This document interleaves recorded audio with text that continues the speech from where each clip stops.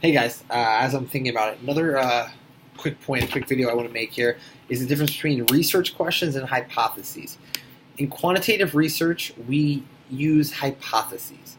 In qualitative research, we use research questions. So a qualitative study would enter into a study or into data collection by saying something to the effect of, maybe you're doing a study about college students mating rituals at bars, and your research question that was driving the research before you were observing kids at bars would be, how do college students, what are mating practices of college students at bars? Or what does the male species, college males, do at bars to attract females? Okay, so there's no prediction. There's no, there's nothing other than we have this question. We want to know what's going on here, and we don't know. We're just going to go out and figure it out. And then you'd go out, you'd do your observation, you'd collect that data, you'd come back, you'd see what you have and say, okay, let me think. Here's what I find. I find that the drunker the guys get, the more whatever. Okay, so that would be a research question. We don't do that in quantitative. In quantitative research, like I keep drilling home, we use our theory and existing research to phrase hypotheses. So in that scenario, we would, for whatever reason, have a hypothesis that would say, college boys who wear their hats backwards are more likely to go home with girls with blonde hair. I have no idea. Obviously, I'm just making this up, right? So I made a prediction that X guys who wear backwards baseball caps will Y be attracted to or bring home girls with blonde hair.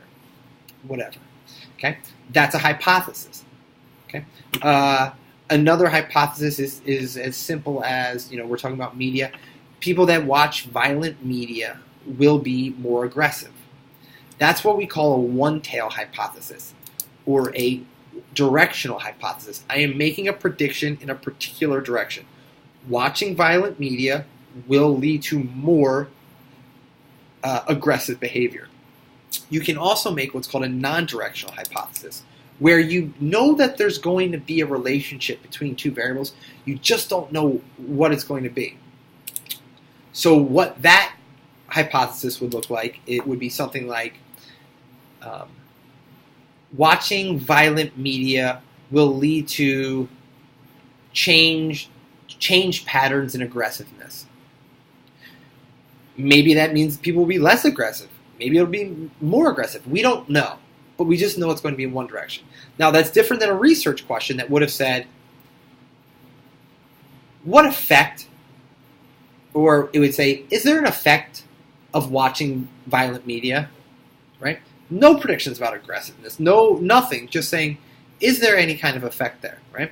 Which is different than a non-directional hypothesis, which would say, watching violent media will lead to changes in aggressive behavior, which is different than a directional hypothesis, which would be watching violent media will lead to more aggressive violent behavior. Okay, so the more specific your hypothesis, the more powerful it is in a lot of ways, right? It's like predicting the future, and the more specific you can be with that, that's pretty good. Right? So I just wanted to make that discussion about hypotheses and research questions clear.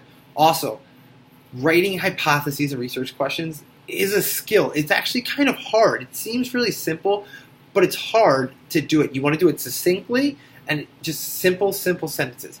And always keep in your mind, you have an independent variable and a dependent variable. So your hypothesis should read something about an independent variable affecting some dependent variable.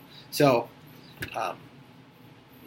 X will do blank to Y. As X increases, Y decreases, or whatever it is, if you see what I'm saying. So there's something that causes a change in something else. Right? So it's just a little bit about hypotheses and research questions.